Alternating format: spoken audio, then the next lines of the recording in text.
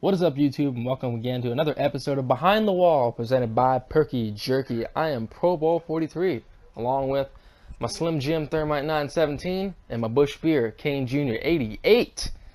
And this is episode number 56. That's right, I dated an episode for the first time. This episode, we're going to discuss the Dover race weekend and all the happenings. Trucks were back, Xfinity Series, and even a cup race. So, Kane, fill us in on the not-so-exciting cup race. Thank you, Tyler. We had drama even before the race started, as the car of pole sitter Kyle Larson as well as Alex Bowman and Austin Dillon all failed pre-race inspection 3 times each, meaning they would all have to start at the rear of the field. In the race itself, Kevin Harvick would end up taking the early lead thanks to starting in the outside lane, but didn't take long for the day's first incident to occur, as on lap 3, Michael McDowell got punted by Bubba Wallace and spun in turn 4, bringing out the day's first caution. Second caution of the day came out on lap 20 for Corey LaJoie's third blown engine in 4 races. And that led to some interesting pit strategy by the leaders, as almost everyone came in for 4 tires and fuel, while 2 of the drivers who started at the rear stayed out, having pitted during the first caution. Alex Bowman would then inherit the lead and lead the next 20 or so laps before Brad Keselowski got around him and led for a while. Eventually, Kevin Harvick got back around Brad with 12 to go in stage 1, but drama began to unfold as several teams would be short on fuel for the end of the stage. Those teams ended up running out on the stage's final lap, and Kevin Harvick would hold on for the stage win. Stage 2 didn't really have a lot of action, the only notable incident being Derek Cope's hard crash in turn 4. Otherwise, a great battle for the lead between Harvick and Keselowski ended with Harvick once again prevailing and winning stage number 2. And then during the final stage, trouble hit perhaps one of the heavy pre-race favorites, as Kyle Busch's drive shaft had finally broke going down the front straightaway, and for some reason NASCAR waited a little too long to throw a caution. I'll never know why. We'll never know why. But they eventually did throw a caution on lap 272, and Kyle suffered his first DNF of the season and his first since last fall at Talladega. After that, on lap 316, the rain finally came, but only for a little bit, as it almost immediately cleared out. The track was dried, and the race resumed with less than 80 laps to go, and that would end up leading to an awesome battle for the lead between Kevin Harvick and Clint Bowyer, with Harvick eventually prevailing with 62 to go, and he never looked back. He took home his 4th win of the season, his 2nd at Dover. Clint Bowyer did run 2nd. Daniel Suarez had a great run today, coming home in 3rd. Martin Truex Jr. 4th. Kurt Busch finished in the 5th spot. And rounding out the top 10 were Brad Keselowski, Denny Hamlin, Ryan Blaney, Jimmy Johnson, and Kyle Larson. So, compared to the truck and Xfinity races, this race pretty much sucked. So let's hear your ratings, and we'll start with Thermite. Yeah, it did suck a lot worse than the truck and Xfinity races. Those were really great, but Cup, I will give, this might even be kind of generous, I'm going to do a 4.5, basically right down the middle, because, I mean, it wasn't terrible, it was just so straightforward, and nothing really happened. There were some great battles, there were some incidents, especially early, but once the rain delay came and they finally got back green, it just went right to the end, last 80 laps, 1 change for the lead. Harvick dominates again, wins by like 7 seconds. It's just like, come on, I've seen this before. There was really nothing that made me jump out of my seat and go, wow, look at this. So hopefully next week is a little better, although they're going to Kansas, so who knows. But 4.5 for me. Tyler? Yeah, I completely agree with everything you just said, and I'm going to give the same rating as well, 4.5. I'm just really disappointed. I think that's just the best word that I carry here. As Dover last year, the 2 races were 2 of the better ones of the season, and it was like such a shock when those races were good, albeit the kind of lackluster finishes. But I was just happy about that. I'm like, wow, maybe Dover has a chance to not suck anymore. And then this race happens, and it's like, damn, man, come on, Dover, you let me down. It deserved better, just like last week. It just simply deserved better. It didn't happen, and that's it. Kane, what's your race rating? I'm going to give this race rating a 5. This race did have its moments. They were very few and far between, but you take them as you can go, and unfortunately this year just wasn't in the cards. And again, we're kind of in that dull part of the season where we go to a bunch of 1.5-mile tracks or just intermediate tracks, and really, like, pretty much we're not going to have an exciting kind of race until the end of June when we go to Sonoma. But really can't complain at this point. Just you take what you can get and you move on. So it's 5 from me. One more point to add. I think it would have been better off that the damn thing would have just rained and Clint Boyer won, because I at least would have felt a little better about Clint Boyer winning that race than Kevin Harvick. Just saying. Yeah, absolutely. All right, now it's time to move on for our topic of the week, and a big bombshell, really, out of Talladega, and that was Spencer Gallagher. He was suspended for performance-enhancing drugs of some nature. We won't know the nature of the drug because NASCAR won't release it. But maybe not even performance enhancing. Yeah, it might. I mean, honestly, I don't know how you could possibly enhance Spencer's performance on the track or in the bedroom, if that's even a thing. I doubt he knows how sex works. But the point is, it happened.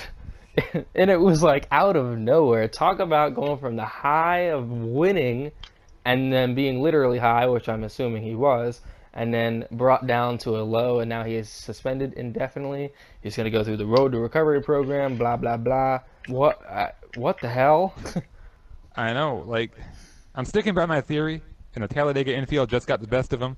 He probably came across some dude, probably knew Damani. Hey, man, want some weed? And Spencer's like, okay, I like to party like it's 1999. I'll take some. And then, like, there was an official standing right behind him, and then he gets busted. But, I mean, I want to know what it was. Like, they're really not being specific. They're being very vague about what he did, but I guess that's not really the point. I mean, he is saying sorry right away, owning up to it, going to go through the road to recovery, unlike Jeremy Mayfield. But I guess he's smart. Hopefully it was just a one-time bad decision. Even Johnny Sauter in his Victory Lane interview at Dover in the Truck Series, he said Spencer's a smart kid. Hopefully he'll get back on his feet. Basically dedicated the win to him, but I don't know where this will head. Hopefully he gets back to racing at the end of the season, but we'll see. That's basically all I have to say about it. The thing I like about this whole incident, I know it's hard to actually like something about it, but all the drivers, regardless of what series they compete in, they're all getting behind Spencer because he admitted he made a mistake, and you got to applaud him for that. I mean, and if he had gone all Jeremy Mayfield in this whole incident, then he would have lost a ton of respect from everybody. He knows he screwed up, and he's seeking the help that he needs. He's going to the road to recovery, and it's so cool to see literally the entire garage area get behind him, Well, I'll tell you one thing that kind of annoys me in a way. It's like there's a lot of times the public are quick to just jump on the bandwagon of like, hey, I don't like you, or like what the hell's the matter with you, or something like that. And then like it just didn't happen here. I mean, like it annoys me because it's like they've done it in other cases, but now they're not doing it. It's just so weird.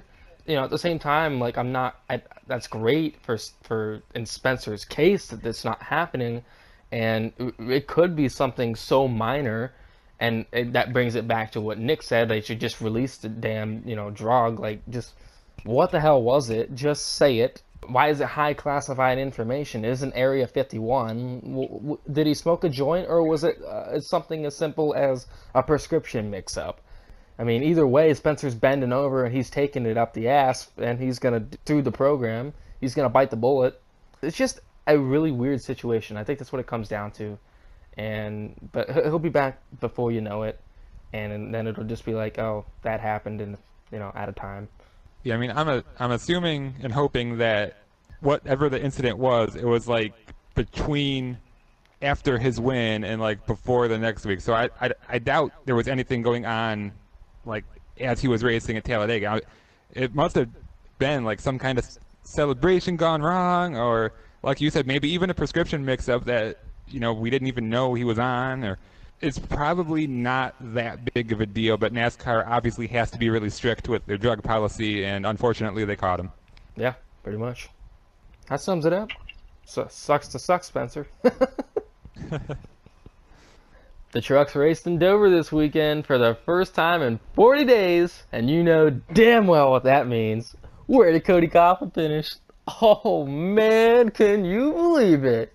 Oh, Turkey Sub came home with a top 10 finish at 6th place. So you know what that means? It's time for a check celebration! Jenks! Jenks! Get it! Jags! Jags! Ugh. Jags! Jags! Jags! Jags!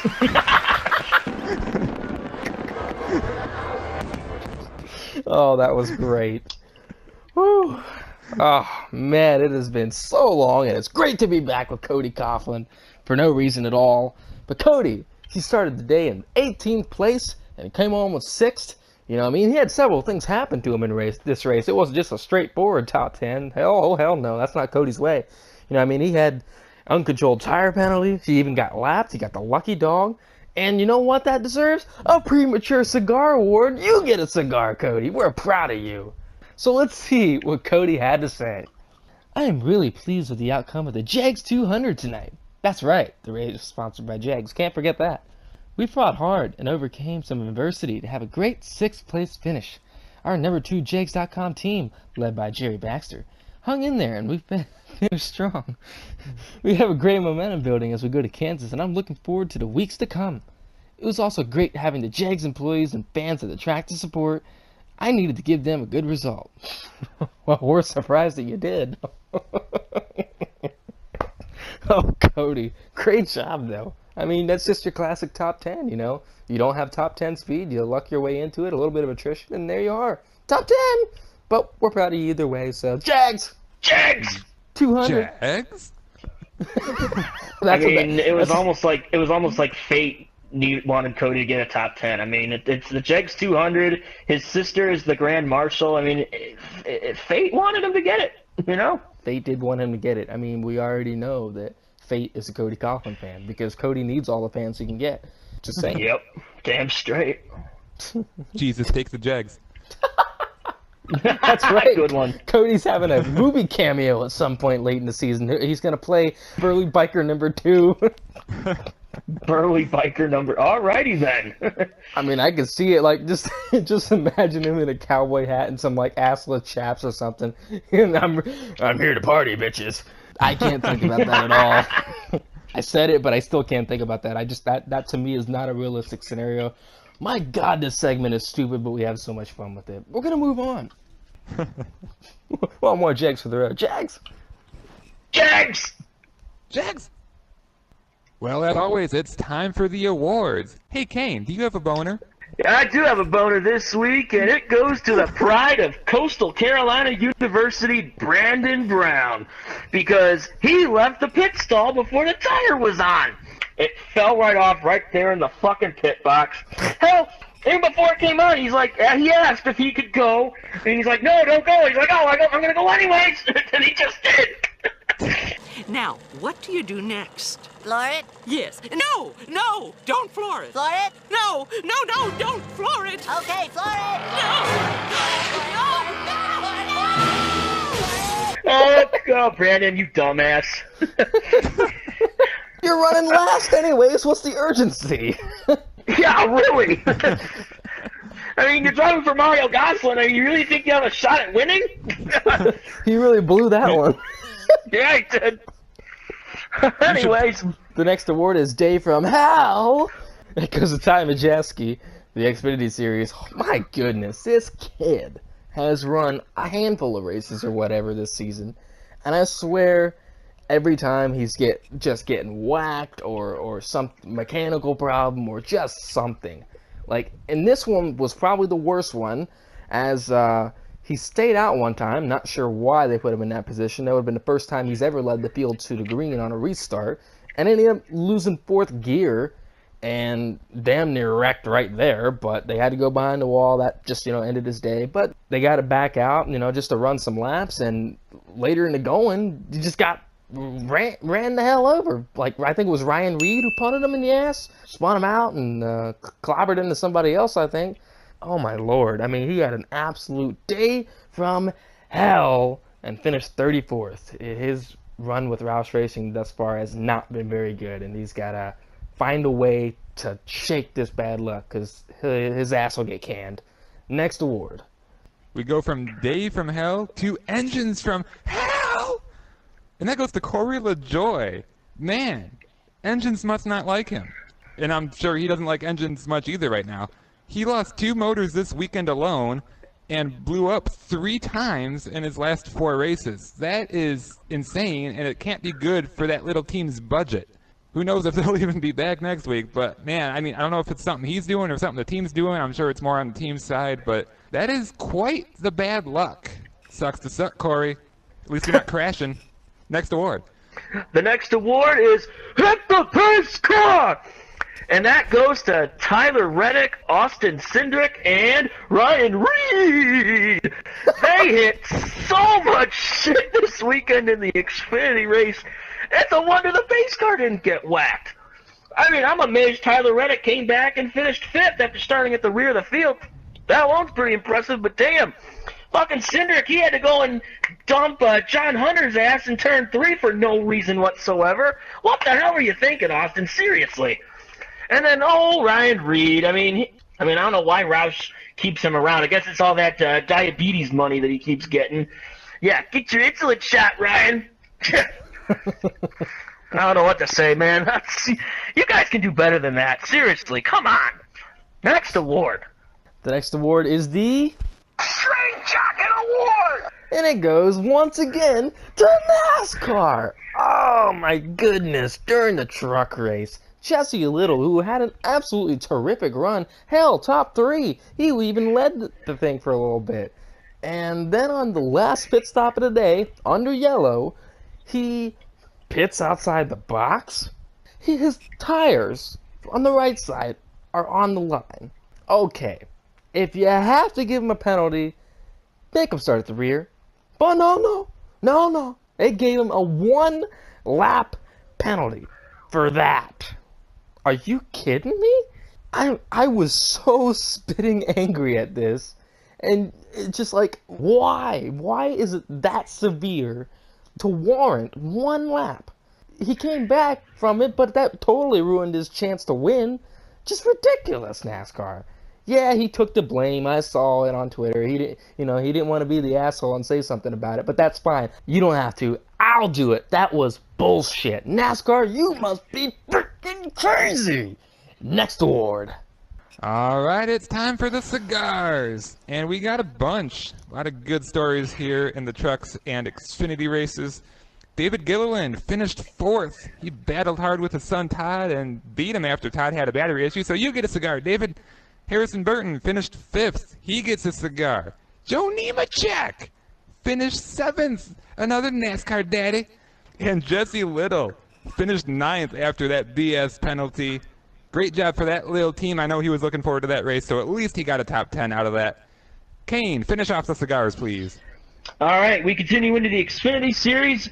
Our first cigar goes to that finish. Holy cow, Justin Allgaier and Elliott Sadler, both teammates at Junior Motorsports, both fighting for $100,000 in the dash for cash, fighting tooth and nail those last few laps with Allgaier prevailing over Sadler.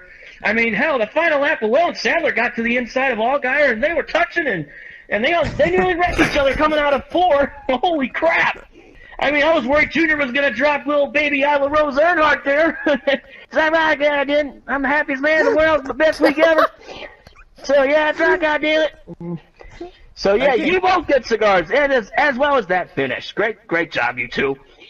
Our next cigar goes to Johnny Sauter. Yes, he ran in the Xfinity Series for the first time since 2014, subbing for the suspended Spencer Gallagher. Finishes 6th. Holy crap, he hasn't run this series in 4 years, and he finishes 6th his first time back. Man, that is fucking crazy. Way to go, Johnny. And our last cigar goes for the Cup Series. It is Daniel Suarez. He finished 3rd. 3rd? Yes, that ties his career best finish, which was set at Watkins Glen a year ago. It's also his best finish on an oval. Way to go, Danny. You get a cigar. Well, we got some pretty awesome paint schemes this week, so enjoy the montage.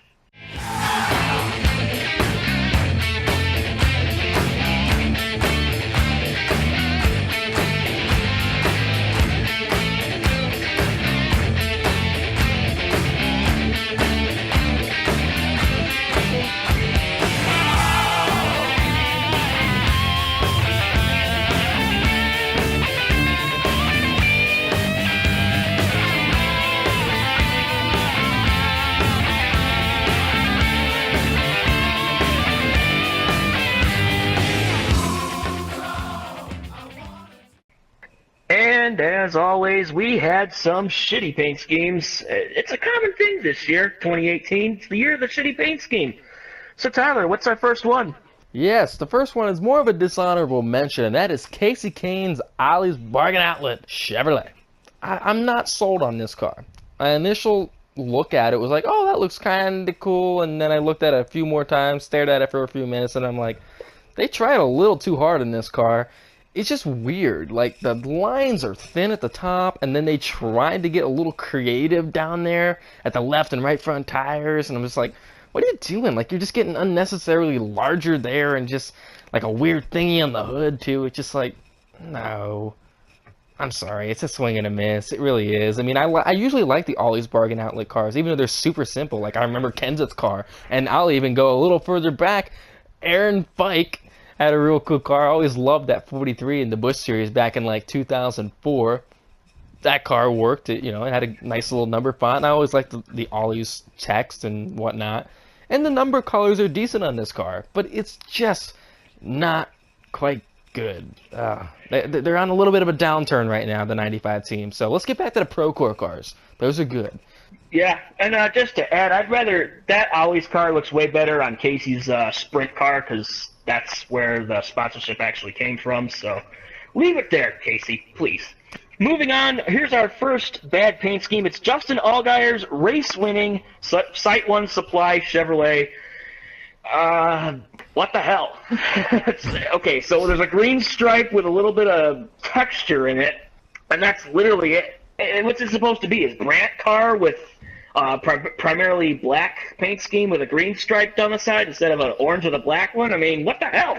I'm happy that Justin won, but seriously, it had to be with that piece of crap paint scheme? Come on, guys. You're better than this. That's all I gotta say. What's the next one? Yeah, our last bad paint scheme of the week is Austin Cindric's Xfinity Menards number 22 Ford. Why won't these Menards schemes go away? Oh my god, I'm having nightmares about them.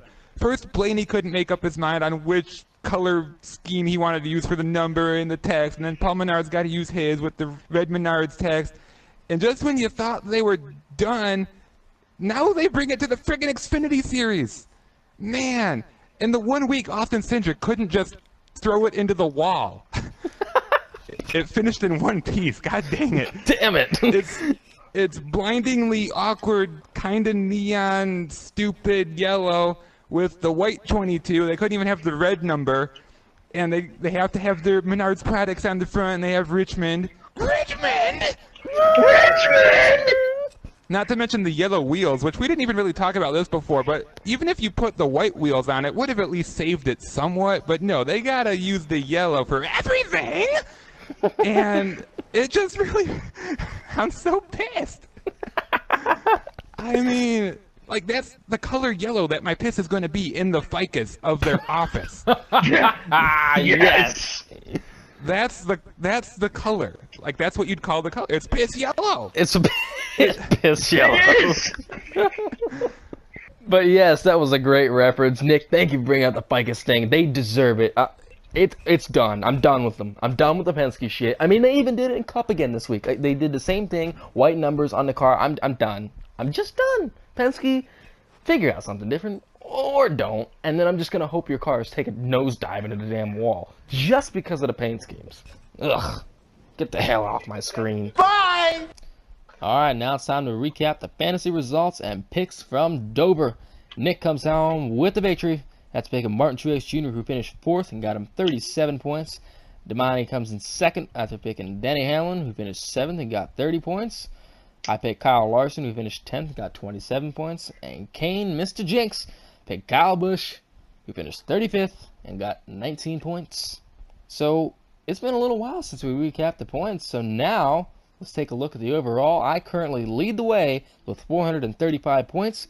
Thermite is 54 behind. Kane is 74 behind. And Damani, rounding out the rear here, is 98 points back. So now we head into Kansas. And first up is Kane. So who are you taking? Well, here's a fucking surprise. I'm picking Martin Truex Jr. We all saw him sweep both races at Kansas last year, so it's not really a surprising pick anyway. So moving on. Well, that was short and sweet. I'm gonna go with Kevin Harvick. Fucking Harvick! Yeah, that's pretty much it, man. Guys won 4 damn times this year, so mile and a half, mile tracks, short tracks, whatever, it don't really matter. They've got speed, so. Hey, Damani, who are you picking? Yalla! Nick, your turn. All right. Not that I want him to win, but I'm going to go with Kyle Busch. Horse shit ass. He had his issues at Dover, but I think if Harvick doesn't win, Kyle Busch is also going to join him at the top of the standings with 4 wins on the year. He used to struggle at Kansas, but in the last 6 races, he has 6 top 10s, including 1 win. I think he's going to do it again. All right. Well, this wraps up another episode of Behind the Wall, presented by Perky Jerky. We hope you enjoyed it, even though I know you didn't, because you won't even watch the frickin' thing. What's wrong with you? Anyway, pardon my rage. For Damani HD, we're still trying to bring him back. It's not looking good. For Kane Jr. 88, he can only win races by wrecking people, but I'm still happy for him that he won. And for Pro Bowl 43, what can you say about this jackass? I mean, you know, he thinks he's all that with his Mike's Hard Lemonade, and, you know, I'm a little buzzed after 1.5 bottles. But, you know, I'm just sitting here at Stairmite 917 with my water. We appreciate you listening. You've been Behind the Wall. See you next time.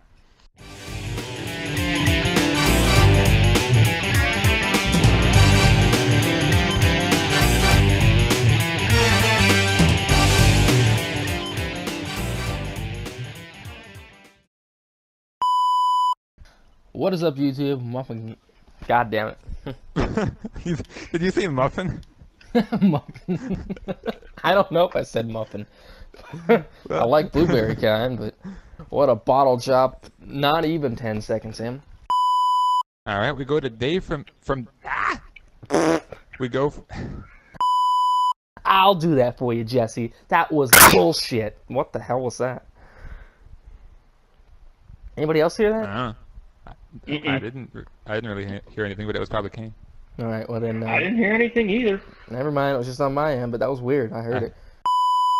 I'm telling you, I about lost it at about 4 separate times. So that was good. Well, it started for me when Kane said, and Sandler got to his inside and they were touching. I heard you laughing. Oh my God, yes. They were touching. Yeah, I've got a boner. Oh my God. Yeah. Kane, do you have a Oh my boner? God. This is my worst. No, it wasn't your worst. It was your best. It was hilarious. Just saying. Yeah, it was, In a good way or a bad way? in a good way. In Yeah. a good way, you Taz. Yeah. Calm down. Go get a fucking Milky Way. You're not you when you're Milky. Wait. That's Snickers. Snickers! Almonds! King just covered it all. We'll take our promotional check now, Snickers. And Milky Way. I mean, Jesus, we've mentioned how many products. Boy, we gotta move on. Oh yeah. Max! Max, I'm surprised Chris didn't run that this weekend. He didn't last year's race. I'm glad he didn't, or else I wish he would have stuffed it in a wall like he did last year. Yeah. Get your max amount of wall hit. Ugh. Pretty sure Derek Cope already got that, but okay. It's been a while, so he needed to hit the outside and inside wall. Man, I thought he was going to do good. He won there in 1990. That's why I tweeted. I was like, damn it, he was just getting ready to make his move. He was going to get like 6 more lucky dogs. He was going to be right in the thick of it. Damn it. Oh, Derek. And he was seeing stars after that hit, Calm. Yeah. That was a terrible pun. I want to punch you right in the face. Make you see the stars and your calm. Woo! Menard's dick, bitch! Menard's dick. That came out wrong. What if there was a driver named Dick Menard? Dick Menard. Oh God. What if there was a driver named Dick Hardcock? I know there was IndyCar driver named Gordon Johncock. Yes. Yes, that happened. Jimmy Johncock. Jimmy Johncock. Yeah. Jimmy Johnson, most likely to call his Johnson his Jimmy and his Jimmy his Johnson. Yeah. Hey, Damani. Who are you picking? Kyle Larson. Spencer Piggott. Spencer. Wrong series, but okay. Zach Tallman. Spencer Gala Piggott. Sprinkler Galapagos. Wow, you actually kind of got it in one take. I kind of got it. I almost lost it, but I got it back. I almost lost it at the first word you said. Just like you were like, "All right." just like, oh my god! All right, welcome. We hope. We hope you're welcome to Behind the Wall. Oh my god! See you later. And catch you later, guys. Oh, sweet Jesus. For Damani Jr. 88 Pro Bowl. For Damani smokes a bowl, Berg. HD.